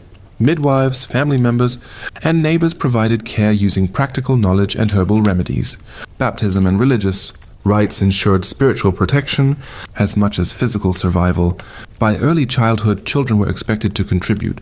Boys learned farming, herding, or craft skills alongside men. Girls assisted with household chores, food preparation, childcare, and textile production. Education was practical, focused on observation, imitation, and repetition. Play existed but was intertwined with work. Games mimicked adult activities, teaching coordination, strategy, and social interaction. Simple toys, often handmade, provided entertainment but also skill development. Play prepared children physically and mentally for adult labor. Apprenticeship formalized learning for older children in towns. Boys and sometimes girls worked under skilled masters, gaining labor skills in exchange for food, shelter, and instruction. The process could last years, shaping identity, reputation, and future opportunity. Family roles shaped childhood experience. Eldest children often carried the greatest responsibility. Younger siblings helped support the household, and learning was communal. Cooperation and obedience were valued above independence or curiosity. Religion permeated early life. Moral instruction, prayer, and ritual participation were integral. Fear of sin and awareness of divine judgment shaped behavior from a young age. Nutrition, clothing, and housing determined physical development. Malnutrition, exposure, and disease were constant threats. Survival depended on practical care and resilience rather than ideal conditions. Childhood ended early. By adolescence, most were fully integrated into adult labor and responsibilities. Education, leisure, and personal ambition were secondary to survival. For common people, childhood was not a protected stage, but preparation. Every skill learned, every responsibility assumed, and every day endured built the foundation for adult life in a demanding medieval world. Marriage and family life were central to the structure of common people's lives in medieval Europe. For most, marriage was practical, not romantic, a necessary arrangement for survival, labor, and social stability. Marriages were often arranged or influenced by families to secure land, labor, or alliances. Love was secondary to economic and social considerations. Dowries, land rights, or mutual obligation determined choice. Couples had little say compared to parents or elders. Women married young, often in their mid-teens, while men married later, once they could provide labor or resources. Marriage signified entry into adult responsibility. Household management, labor, and childbearing became immediate priorities. Children were central to family life. Large families were common, both to ensure survival and to provide labor. Mortality rates were high, so parents often had more children than they expected to survive. Childcare was shared among women, including mothers, grandmothers, and neighbors. Gender roles were strictly defined. Men managed fields, construction, livestock, and external work. Women controlled domestic labor, cooking, cleaning, textile production, childcare, and storage management. Labor was complementary. Both contributions were vital for survival. Family authority was patriarchal. Fathers controlled property, discipline, and labor allocation. Obedience was expected. Mothers and children followed household rules, though women exerted subtle influence within domestic management and child-rearing. Extended family and kin networks were important. Cousins, aunts, uncles, and grandparents provided support, resources, and guidance. These connections reinforced survival strategies and community ties. Marriage and family life were tightly intertwined with religion. Church-sanctioned marriages ensured legitimacy of children and inheritance. Religious observances structured family rituals, marking births, deaths, and moral obligations. Love and companionship existed, but survival dominated emotional life. Partnership was practical. Two adults working together increased the household's chances of enduring famine, disease, and economic pressure. Conflict and negotiation were common within households. Space was limited, resources scarce, and labor exhausting. Families adapted constantly to internal and external pressures, balancing authority, cooperation, and survival. For common people, marriage and family were foundational. They were the primary social, economic, and emotional unit. Through cooperation, duty, and shared labor, families sustained life, preserved knowledge, and carried traditions forward across generations. Family was survival, identity, and continuity, the central pillar of medieval existence for the majority of people. Leisure and entertainment for common people in medieval Europe were rare but meaningful. Life was dominated by labor, survival, and obligation, yet moments of play, celebration, and communal activity offered relief and reinforced social bonds. Festivals and religious holidays were the primary occasions for respite. Celebrations such as harvest festivals, saints' days, and local fairs allowed people to gather, eat, dance, and play games. These events provided a temporary break from toil and reinforced communal identity. Music and storytelling were central forms of entertainment. Traveling minstrels, village performers, or simply family members shared songs, tales, and legends. Stories preserved local history, taught moral lessons, and offered imagination beyond daily hardship. Oral tradition ensured that culture and knowledge were transmitted even without literacy. Games were simple but instructive. Children's play often mirrored adult labor or warfare, preparing them physically and mentally for future responsibilities. Adults engaged in competitive games, board games, or physical contests during festivals or communal gatherings. Craft and skill also offered satisfaction. Weaving, carving, or small-scale handiwork could provide both utility and pride. Creativity existed alongside necessity, offering brief personal accomplishment in an otherwise rigid daily routine. Leisure reinforced social bonds. Shared activities strengthened trust, cooperation, and reputation. Celebration was a collective experience, essential for morale. Even brief laughter or enjoyment fostered resilience. Seasonal variation influenced leisure. Winter, when agricultural work slowed, allowed more indoor games, storytelling, and craft. Summer offered opportunities for fairs, dances, and communal labor celebrations. Drinking and communal meals were part of entertainment. Taverns, alehouses, and public spaces facilitated social exchange, news dissemination, and minor recreation. Alcohol served both social and practical purposes, providing warmth, calories, and community. Though leisure was limited, it mattered deeply. It offered emotional relief, reinforced community cohesion, and allowed identity beyond labor. In a world dominated by survival, these moments of joy, storytelling, and play were essential for human resilience. For common people, entertainment was not luxury, it was sustenance for the spirit, a crucial balance to the relentless demands of daily life. Transportation and trade shaped the daily lives of common people in medieval Europe. Even if indirectly, most people did not travel far. But the movement of goods, merchants, and information connected villages, towns, and regions in subtle but vital ways.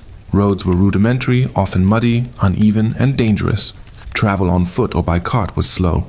Rivers offered natural highways, but navigation was limited to local knowledge and seasonal conditions. Bridges, where they existed, were scarce. making even short trips challenging. Trade brought access to goods that could not be produced locally. Salt, iron, cloth, and spices traveled from distant regions. Markets and fairs allowed villagers to exchange surplus produce, acquire tools, or sell crafts. These gatherings were social as well as economic, reinforcing networks and reputation. Merchants acted as intermediaries, carrying goods, news, and sometimes ideas. They exposed common people to innovations, fashions, and events from distant lands. Even if the experience of travel itself remained rare for ordinary villagers, transport shaped labor as well. Fields, mills, and workshops were connected through logistical systems. Carriers and porters moved grain, firewood, and materials. Laborers coordinated to ensure essential supplies reached markets and storage. Seasonal patterns influenced mobility. During planting and harvest, movement focused on local labor and trade. In winter, frozen roads and short daylight hours limited travel, concentrating activity within the village. Animals were essential for transportation. Horses, oxen, and donkeys carried loads and facilitated work on fields and roads. Ownership or access to animals determined mobility, productivity, and social status. Risk was constant. Bandits, harsh weather, and poor infrastructure made every journey uncertain. Travelers relied on hospitality from inns, monasteries, or neighbors, often paying with goods or labor. Even limited transportation and trade affected daily life. Prices fluctuated with availability, shortages spread rapidly, and knowledge of distant events reached local communities. These systems shaped decision-making, labor allocation, and social networks. For common people, transportation was not about freedom, it was survival. Trade and movement connected lives, ensured resources, and transmitted knowledge. The slow, perilous flow of goods and people formed the invisible backbone of medieval daily life. Climatic conditions and the natural environment played a critical role in shaping the lives of common people in medieval Europe. Daily existence depended directly on weather, soil fertility, and seasonal patterns, making nature both a provider and a threat. Agriculture was entirely weather dependent. Rainfall, temperature, and sunlight determined crop success. A single bad season could mean famine, while favorable conditions allowed surplus, trade, and celebration. People observed nature closely, reading skies, wind, and soil to make decisions. Forests, rivers, and hills provided resources and risk simultaneously. Wood was essential for building, fuel, and tools. Rivers supplied fish and water but could flood unexpectedly. Hills offered grazing land and protection, but limited cultivation. Communities adapted to these constraints continuously. Natural disasters were constant threats. Drought, flood, storm, and crop disease could devastate harvests. Poor planning or misfortune quickly led to hunger, social tension, and migration. Memory of past disasters influenced cautious behavior and communal strategies for survival. Seasons structured life. Planting, tending, and harvesting dictated daily schedules. Winter required preparation, storing food, securing firewood, and repairing homes. Summer demanded intense labor to capitalize on growth and weather. People lived rhythmically, their lives synchronized with the natural world. Animals were essential companions and tools. Livestock provided food, labor, clothing materials, and trade goods. Knowledge of animal care, breeding, and grazing patterns was critical. Predators, disease, or theft could undermine survival. Human adaptation was constant. Villagers modified tools, built irrigation, rotated crops, and managed forests. Knowledge of local ecology, passed through generations, ensured survival. Innovation was pragmatic and cautious. Environment also influenced health. Poor sanitation, contaminated water, and proximity to animals increased disease risk. Exposure to cold, wet, and heat-shaped clothing, housing, and work schedules. For common people, the environment was a daily teacher and enforcer. Respect, observation, and practical adaptation were essential for survival. Nature determined opportunity and constraint. Wealth and scarcity, security and vulnerability. Their resilience in responding to environmental pressures demonstrates how deeply life in medieval Europe was intertwined with the natural world. Every action, from planting to building to gathering, reflected an intimate knowledge of and dependence on nature. Markets and commerce were vital, though often limited, aspects of life for common people in medieval Europe. Even if most villagers rarely traveled far, the presence of local markets connected them to broader economic networks and offered opportunities for exchange, survival, and social interaction.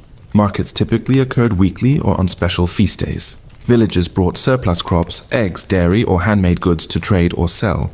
These gatherings allowed people to acquire items they could not produce themselves, such as iron tools, cloth, salt, and spices. Trade was both practical and social, reinforcing community bonds and reputations.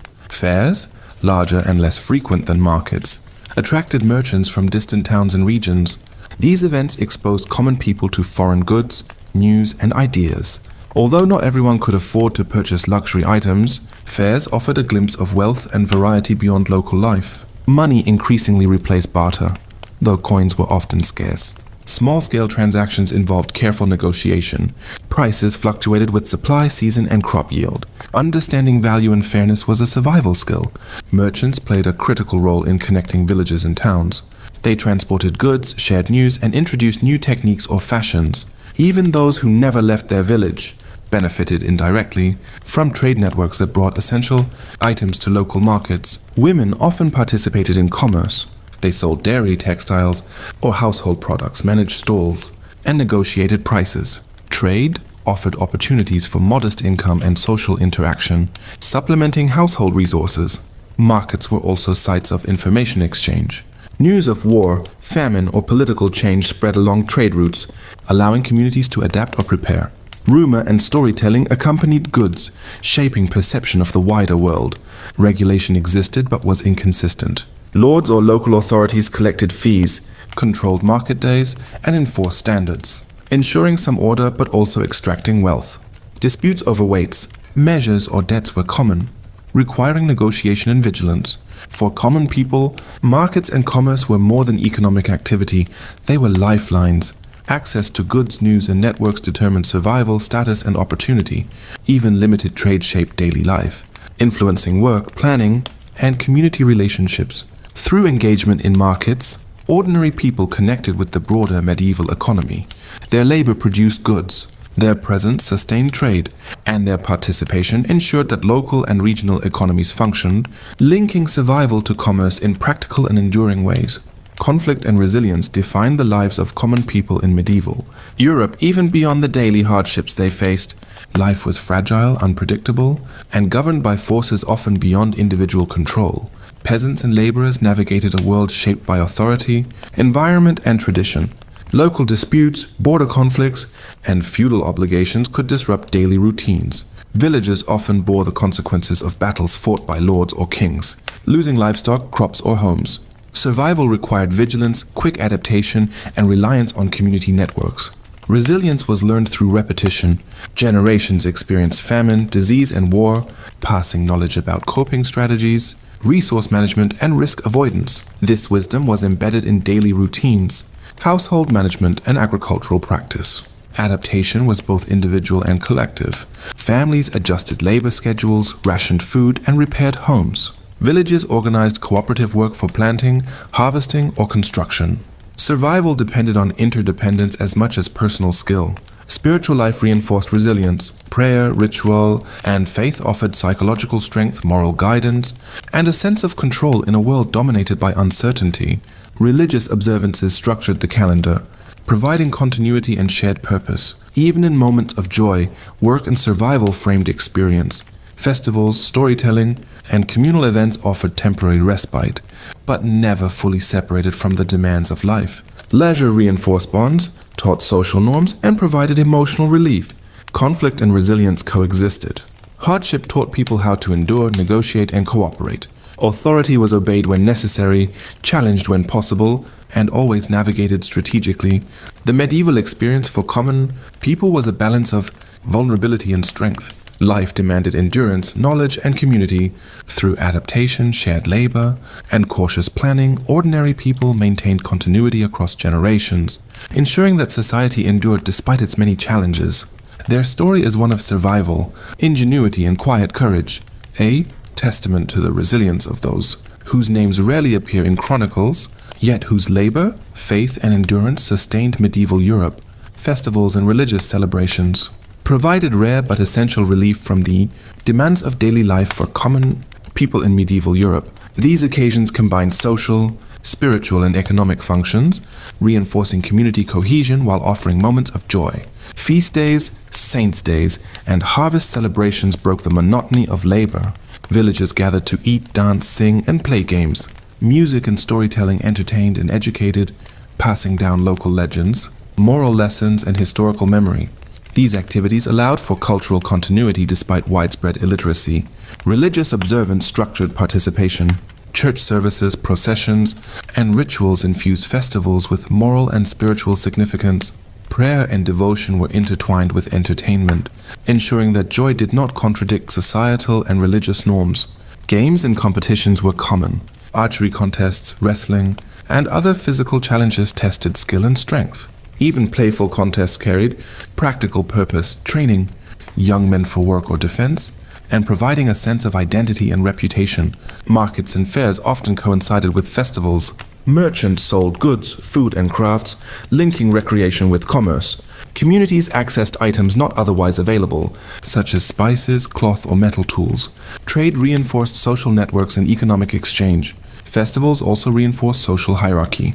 Lords, clergy, and wealthier villagers displayed status through contributions, feasts, and attire, while common folk participated within the limits of their means. Observing these hierarchies reinforced understanding of social order. For children, festivals were moments of learning and mimicry. Games and rituals prepared them for adult responsibilities, teaching coordination, cooperation, and respect for tradition. Stories and songs transmitted cultural memory, moral lessons, and practical wisdom. Even brief periods of leisure strengthened resilience. Emotional relief, social bonding, and temporary abundance provided energy and morale to endure the continuous demands of labor, poverty, and survival. In essence, festivals and celebrations were not mere entertainment. They were essential threads in the fabric of medieval life, moments that united communities, reinforced identity, and offered the human spirit a brief but meaningful reprieve from daily struggle. For common people, these moments of festivity balanced the harsh realities of existence, sustaining social cohesion, hope, and continuity across generations. Superstition and folk beliefs permeated the daily lives of common people in medieval Europe, shaping behavior, decision-making, and understanding of the world. In an environment of uncertainty, fear, and limited formal knowledge, such beliefs offered explanations and comfort. People interpreted misfortune, illness, crop failure, or accidents as signs of supernatural influence. Witches, spirits, and demons were feared as agents of harm. Protective charms, amulets, and rituals were employed to guard against unseen forces. These practices coexisted with formal religion, reflecting a blend of faith and local tradition. Herbal remedies and folk medicine were common. Knowledge of plants, roots, and minerals was passed orally. People treated wounds, infections, and ailments using locally available resources. While some remedies had real effectiveness, others relied on superstition, prayer, or ritual. Midwives and local healers were central figures, blending practical skill with magical belief. Omens, dreams, and natural phenomena were interpreted as messages. Animals behaving strangely unusual weather or sudden accidents could be seen as portents of future events.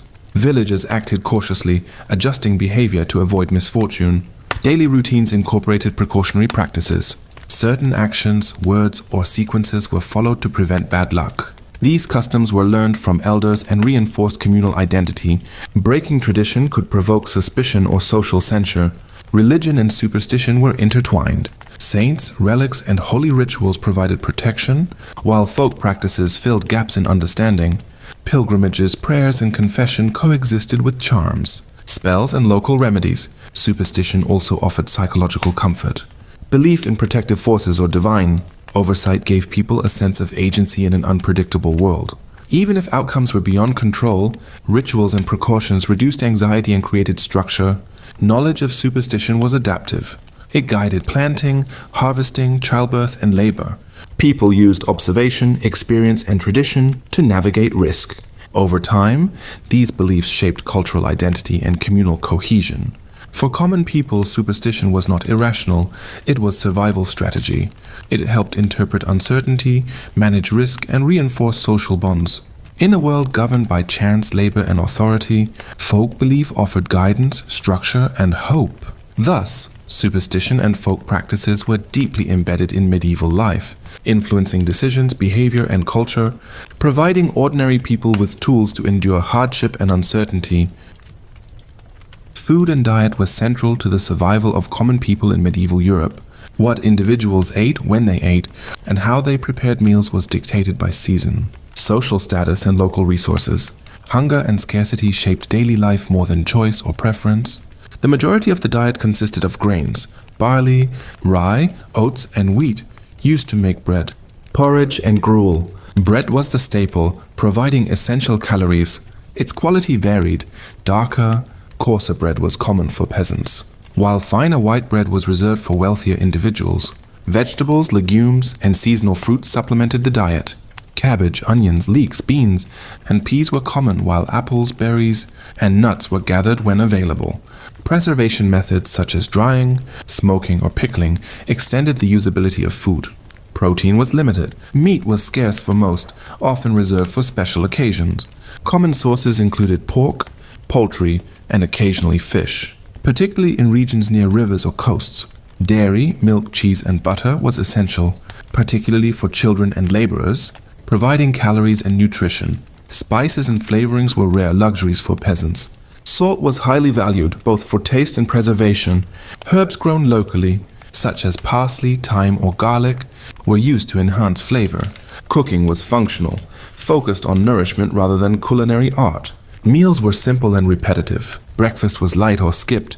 The main meal occurred at midday, often consisting of bread, pottage, and some vegetables. Supper was small, usually leftovers or gruel. Eating was communal within families or households, often around a single hearth. Food scarcity and famine were constant threats. Poor harvests, bad weather, or war could devastate supplies, leading to malnutrition and illness. Communities relied on stored grain, cooperative labor, and shared resources to survive lean periods. Preparation and labor were intertwined. Women and children were primarily responsible for cooking, baking, and preserving food, while men tended fields and livestock. Meals were inseparable from work. Daily life revolved around production and consumption. Religion shaped eating habits. Fasting days, abstinence from meat, and feast days structured the calendar. Compliance was both spiritual obligation and social expectation. For common people, food was more than sustenance. It was survival, labor reward, and social structure. Diet reflected environment, season, and social position, while scarcity taught resourcefulness and resilience. Meals were simple, yet central to the rhythm of medieval life, sustaining bodies and communities through constant challenge. Housing and living conditions for common people in medieval Europe were modest, functional, and closely tied to labor, climate, and available resources. Shelter was a necessity rather than comfort, and the design of homes reflected survival priorities. Most peasants lived in single-room dwellings constructed from timber, wattle and daub, or stone when locally available. Roofs were thatched with straw or reeds, providing insulation but requiring frequent maintenance. Floors were often dirt, sometimes covered with rushes or straw to reduce cold and dampness. Houses were small, dark, and smoky. Hearths provided heat and cooking space, but ventilation was limited.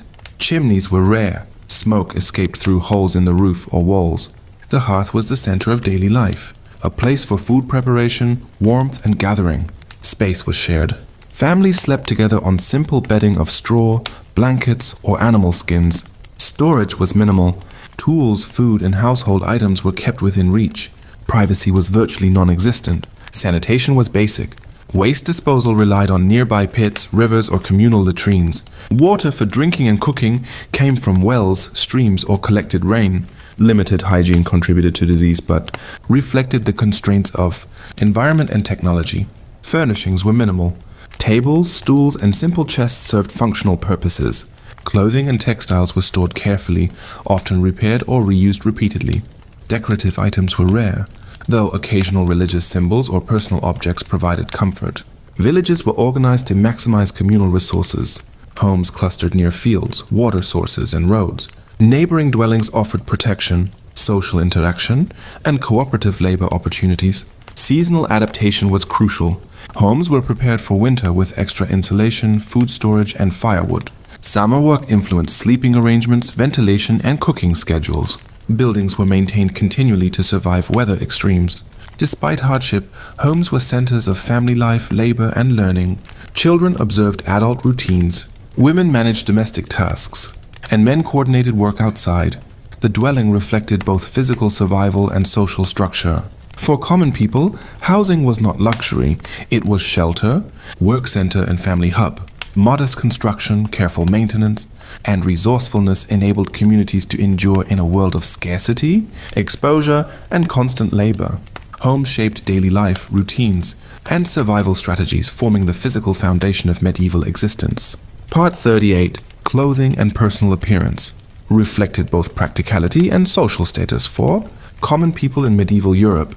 Garments were functional, durable, and shaped by available materials, climate, and work requirements, rather than fashion or personal expression.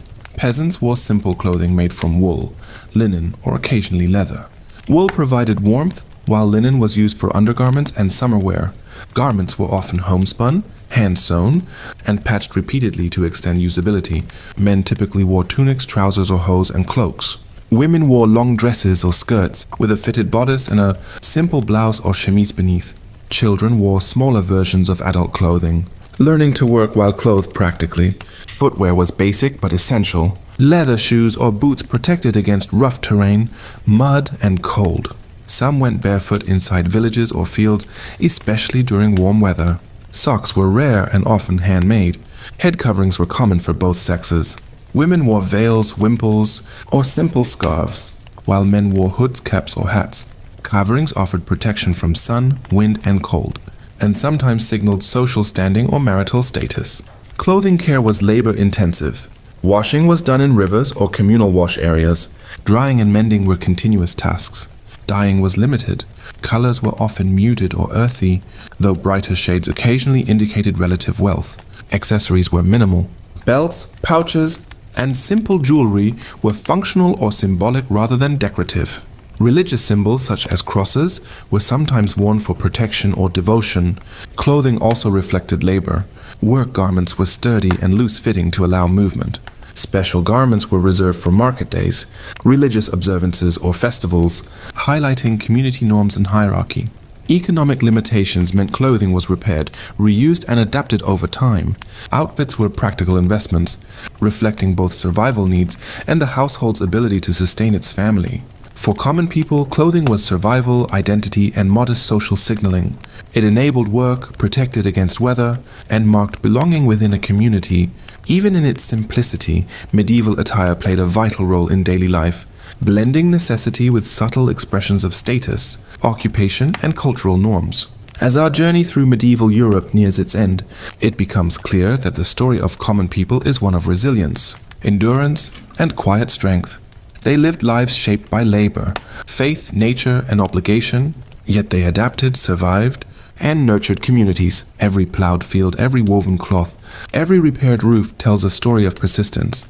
Even in the face of famine, disease, and war, families endured. They cared for one another, passed down knowledge, and found moments of joy amidst hardship. Their lives were rarely recorded in chronicles, yet their labor built roads, maintained villages, and sustained the medieval world. Their voices may be silent in history books, but their impact echoes in the survival of communities, traditions, and culture. Faith guided them, superstition protected them, work sustained them, and community carried them forward. They faced dangers daily, illness, violence, and scarcity, but continued, season after season, generation after generation.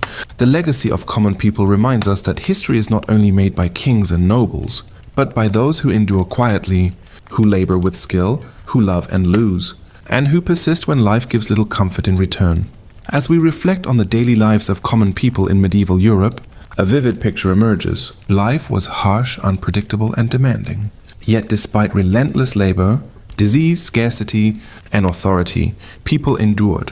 They adapted to the rhythm of seasons, to the authority of lords, to the whims of nature, and to the constraints of society. Their resilience was practical, grounded in labor, faith, and community. Every task, from sowing seeds to tending livestock, contributed to survival, continuity, and identity. Community was not optional, it was essential. Festivals, markets, shared labor, and mutual support created networks that sustained life. Children learned by watching and doing. Knowledge, wisdom, and tradition passed silently from one generation to the next. Through this lens, we see that endurance, cooperation, and adaptability were as important as power or wealth. The daily struggles of ordinary people shaped the very fabric of medieval society. They remind us that human strength often lies not in glory, but in quiet persistence. As we bring this journey through medieval Europe to an end, remember the lives of ordinary people were full of resilience, courage, and quiet strength. They faced harsh labor, uncertainty, disease, and scarcity, but their determination, community, and ingenuity helped them endure. History isn't only about kings, battles, or castles. It's about the everyday lives of those who built, worked, and cared for their communities. The common people of medieval Europe may not appear in textbooks, but their stories carry lessons about perseverance, cooperation, and humanity. If you enjoyed this journey, don't forget to like this video and subscribe to the channel for more fascinating explorations. Drop a comment below and let me know where you're watching from and how your night is going after watching this video. Your thoughts and feedback are always appreciated. Thank you for joining me on this journey through time. Stay curious, stay inspired, and I'll see you in the next adventure. As our journey through the lives of medieval Europe's common people comes to an end, we are left with a profound truth. Life, even in its harshest form, carries moments of courage, endurance, and quiet beauty. These ordinary men and women faced relentless labor, hunger, disease, and uncertainty. Yet they built communities, cared for their families, and preserved knowledge and tradition against all odds. Every small act of survival, every shared meal, every repaired home, and every festival celebrated was a testament to their resilience and humanity. Their lives remind us that history is not only shaped by kings, wars, and castles, it is also written in the footsteps, sweat, and love of those whose names are never recorded. In their stories we find endurance, hope, and the unyielding strength of the human spirit. As we close this chapter, let us carry forward the quiet lessons of their lives, that even in the darkest times, compassion, community, and determination endure. Their legacy whispers across centuries, teaching us that humanity's true strength lies not in power, but in the courage to live, to care, and to persevere. As we move closer to the end of our journey, it becomes clear that the true strength of medieval Europe lay not in castles or armies, but in the lives of ordinary people. Commoners endured hardships that few today can imagine: harsh labor, disease, famine, and the constant shadow of authority. Yet, in the face of adversity, they adapted. They found ways to feed their families, protect their homes, and maintain traditions. Their knowledge of the land, their skills in crafting and farming, and their understanding of community allowed them to survive year after year. Faith and superstition offered guidance and hope. Work, family, and community provided structure and support. Even small joys, festivals, storytelling, simple meals, and shared laughter sustained the spirit. The lessons of their lives extend far beyond the medieval world. They teach us that resilience, cooperation, and perseverance are timeless human qualities. Survival was never easy, but ordinary people carried the weight of life with quiet courage and determination. In these stories, we find more than history. We find inspiration. We see that even in the harshest conditions, humanity endures, adapts, and finds meaning. As our journey through medieval Europe comes to a close, we are left with a profound understanding of ordinary life in extraordinary circumstances. The lives of common people were marked by toil, faith, struggle, and resilience. Every field tilled, every home maintained, every festival celebrated tells a story of survival, adaptation, and community. Though their names rarely appear in history books, their legacy endures. They built and sustained villages, preserved traditions, passed knowledge to future generations, and shaped the rhythm of everyday life. Their courage was quiet, their impact immense. From hardship they forged strength, from community they forged security, and from labor and faith they forged meaning. Their stories remind us that history is not only about kings, battles, or monuments, it is about the human spirit, enduring against all odds. So as we leave the medieval world behind, let us carry forward this lesson. Resilience, cooperation, and determination define human experience, regardless of era. The common people of medieval Europe may have lived in a harsh world, but their endurance, ingenuity, and humanity continue to inspire us today. Thank you for joining this journey. Remember, history lives not only in great events, but in the daily lives of those who quietly shape the world around them. If you enjoyed this video, make sure to hit the like button and subscribe so you don't miss more videos like this in the future. Also, leave a comment below and let me know how your sleep was tonight after watching this video, and tell me where you're watching from. I love seeing your feedback and reading all your comments. It really means a lot. Let's meet again on our next journey. Thank you and good night.